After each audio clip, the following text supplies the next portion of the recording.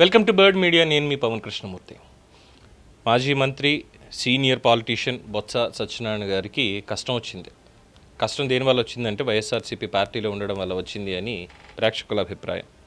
మరి కన్నీళ్ళు ఎందుకు వచ్చాయంటే వైఎస్ రాజశేఖర్ రెడ్డి గారికి సంబంధించి గుర్తు చేసుకొని ఆయన కళ్ళ నీళ్లు పెట్టుకున్నారు. ఆయనతో ఉన్నటువంటి సాన్నిహిత్యం కావచ్చు, ఆయన మరణం పట్ల బాధ కావచ్చు, ఇంకోటి కావచ్చు, మొత్తానికి ప్రెస్ మీట్ పెట్టి కన్నీళ్లు పెట్టుకున్నారు.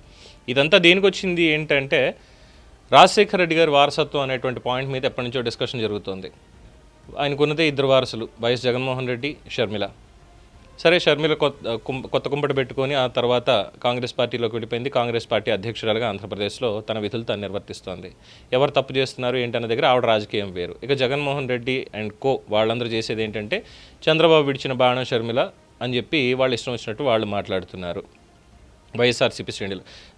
నిన్న షర్మిల గారు మాట్లాడుతూ కొన్ని వ్యాఖ్యలు చేశారు. రాజశేఖర రెడ్డి గారు గుర్తు చేసుకుంటూ ఒక పెద్ద ట్వీట్ కూడా ఏదో పెట్టినట్టున్నారు అయింది. తర్వాత అచ్చెన్నాయుడు గారు ప్రెస్ మీట్ పెట్టి రాజశేఖర రెడ్డి గారి మరణానికి సంబంధించి అప్పుడు మాట్లాడినప్పుడు జగన్మోహన్ రెడ్డి పరిస్థితి ఎలా ఉంది అంటే తల్లిని చెల్లిని కూడా ఆస్తి కోసం ఇంట్లోంచి గెంటేశాడు అనేటువంటి అపప్రద ఎదుర్కొంటున్నారు. ఎన్సీఎల్టీలో కేసులు నడుస్తున్నాయి, ఇదంతా అవుతుంది. ఆ నేపథ్యంలో తల్లి చెల్లి మీద కనికరం లేనివాడు తండ్రిని మాత్రం ఏం చేస్తాడు, రాజకీయంగా అడ్డం పెట్టుకోవడం తప్పితే ఏం చేయలేడు అనే విధంగా ఆయన మాట్లాడారు. ఆ మాట్లాడినప్పుడు ఈ సంతకాల సేకరణ అనేటువంటి పాయింట్ కూడా అందులో మెన్షన్ చేశారు.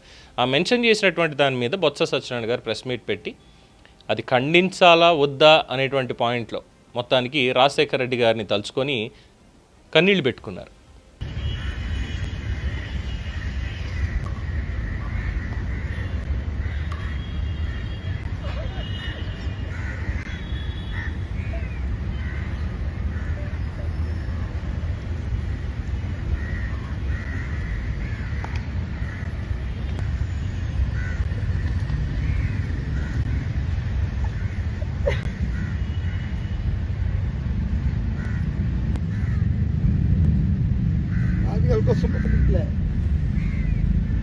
రాజకీయాల కోసం దిగుతాడు, రాజకీయాలు చేయట్లే, రాజకీయాల కోసం మాటలు మాట్లాడి లేని మాటలు తెచ్చుకోవట్లే.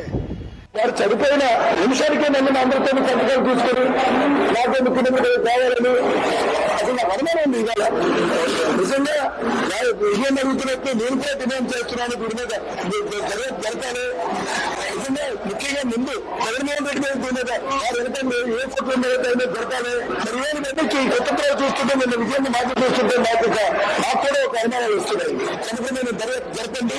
జగన్మోహన్ రెడ్డి గారు ఇందులో ఎంత పాత్ర ఉందో, లేదా కుటుంబ సభ్యులకు ఎంత పాత్ర ఉందో, లేదా బయట వాళ్ళకి ఎంత పాత్ర ఉందో, ఈ ఎన్నికలు కూడా సక్రమంగా విచారణ జరపండి. ఎవరికి ఏం చెప్పట్లేదు. ఆ కన్నీళ్లు పెట్టుకోవడం వల్ల ఆయన కష్టం వచ్చింది. ఎందుకంటే మరి గతంలో మనం ఏం మాట్లాడడం అనేటువంటి పాయింట్ ఉంటుంది కదా. కాంగ్రెస్ పార్టీ అధిష్టానానికి అత్యంత నమ్మకస్తులుగా ఉన్నటువంటి బొత్స సత్యనారాయణ గారు ఆ రోజుల్లో రాజశేఖర రెడ్డి గారి మరణం తర్వాత ఆల్మోస్ట్ రోసయ్య గారు ఆపద్ధర్మ ముఖ్యమంత్రిగా, అంటే ఆ ఏడాది పాటు పనిచేసిన ఆపద్ధర్మ ముఖ్యమంత్రిగానే పాపం పనిచేయాల్సి వచ్చింది. ఒక వద్దు అనుకున్నటువంటి ఒక భారాన్ని మొయ్యాల్సి వచ్చింది ఆయన పాపం. అది ఆయన ఎన్నో ఇంటర్వ్యూలో కూడా చెప్పారు. అదే సమయంలో రాష్ట్రంలో ముఖ్యమంత్రి అభ్యర్థులుగా ఇంకా ఎవరున్నారు ఉమ్మడి రాష్ట్రానికి అని చూసినప్పుడు కాంగ్రెస్ పార్టీలోనే బొత్స సత్యనారాయణ పేరు బాగా వినిపించింది. At the same time Kiran Kumar రెడ్డిని ఏ వ్యూహం ప్రకారం తీసుకొచ్చారో తెలియదు, కానీ బొత్స సత్యనారాయణ గారి పేరు మాత్రం చాలా అంటే చాలా బలంగా వినిపించింది. ఆయనకు కూడా అప్పటికి రాష్ట్ర వ్యాప్తంగా ఎంత చరిష్మా ఉందో తెలియదు, కానీ ఉత్తరాంధ్రకి సంబంధించి మాత్రం చాలా బలంగా ఆయనకుంది. ఎందుకంటే ఆయన కుటుంబం నుంచే ఎప్పుడూ కూడా కనీసం 4 నుంచి 5 టికెట్లు ఇప్పించుకునేటువంటి వ్యక్తి, అంత స్థాయిలో ఢిల్లీలో లాబింగ్ చేసేటువంటి వ్యక్తి కూడా. అయితే ఆ రోజు జగన్మోహన్ రెడ్డి కాంగ్రెస్ పార్టీని వదిలేసి సోనియా గాంధీతోటి విభేదించి పాదయాత్ర మొదలుపెట్టి కొత్తగా పార్టీ పెట్టుకొని ఇవన్నీ చేసినప్పుడు అసెంబ్లీలో మాట్లాడినటువంటి మాటలు కావచ్చు, లేదంటే రాజశేఖర రెడ్డి గారికి సంబంధించి ఆయన చేసినటువంటి వ్యాఖ్యలు, ముఖ్యంగా 2 సందర్భాలు 2 వ్యాఖ్యలు చేశారు. ఒకటి కంపెనీలకు సంబంధించి, ఈవెన్ ధర్మాన ప్రసాదరావు గారు కావచ్చు, లేదంటే మిగతా వాళ్ళు కావచ్చు, జగన్మోహన్ రెడ్డి మీద ఆ రోజుల్లో మాట్లాడినటువంటి మాటలు, 77 షెల్ కంపెనీలు పెట్టాడు, ఆర్థిక ఉగ్రవాది అని అంటున్నారు అని చెప్పి ధర్మాన ప్రసాదరావు గారు మాట్లాడింది. బొత్స సత్యనారాయణ గారు అయితే ఇంకో అడుగు ముందుకేసి రాజశేఖర రెడ్డి గారి మరణం వెనుక మాకు అనుమానాలు ఉన్నాయి, దీని మీద సిబిఐ ఎంక్వైరీ వేయాలి, ఖచ్చితంగా నిజాలు నిగ్గుదేర్చాలి, మాకు విజయం మీద జగన్మోహన్ రెడ్డి మీద అనుమానం ఉంది వాళ్ళు ఏమన్నా దీని వెనకాల కుట్రలో భాగంగా ఉన్నారా అన్నటువంటి అనుమానాలు కూడా మాకు కలుగుతున్నాయి. ఎందుకంటే ముఖ్యమంత్రి కోసం సంతకాల సేకరణ చేయడం, అధికారం కోసం ఈ రకంగా ఉన్నటువంటి పరిస్థితులు కావచ్చు, ఆ తర్వాత పార్టీ విభేదం కావచ్చు, ఇష్టం వచ్చినట్టు మేము చేస్తామనేటువంటి ఒక ధోరణి కావచ్చు, అన్నీ మాకు అనుమానాలు కలిగిస్తూనే ఉన్నాయి తప్ప ఇంకొకటి కానే కాదు అని చెప్పి జగన్మోహన్ రెడ్డి మీద చేసినటువంటి వ్యాఖ్యలు.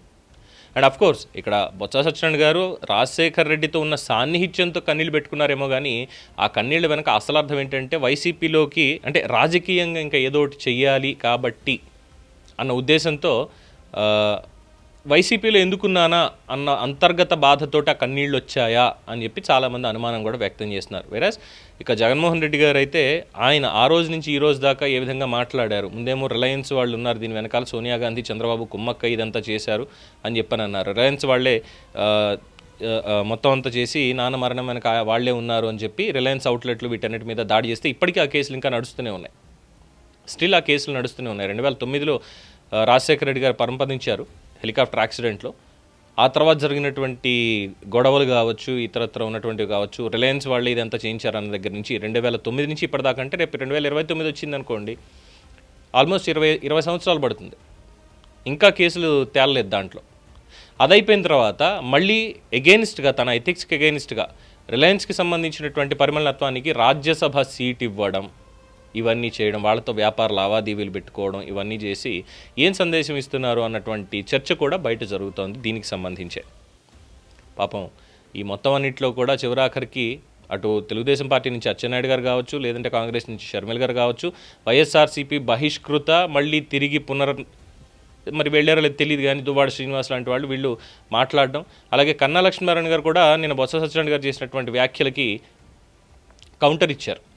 ఒక రకంగా సంతకాల సేకరణ గురించి మాకేం తెలియదు, అది ముఖ్యమంత్రిగా ఇంకోట అన్నదానికి నేనైతే చేయలేదు, అది వెళ్ళి కావాలంటే లగడపాటిని అడుగుతారు, ఇంకెవరిని అడుగుతారో వాళ్ళని అడగండి, ఇందులో నాకు సంబంధం లేదంటూ మరి ఆయన ఎందుకు లాక్కొచ్చారో తెలియదు, ఆయన్ని కూడా ఇందులో ఇంకల్గేట్ చేసేశారు.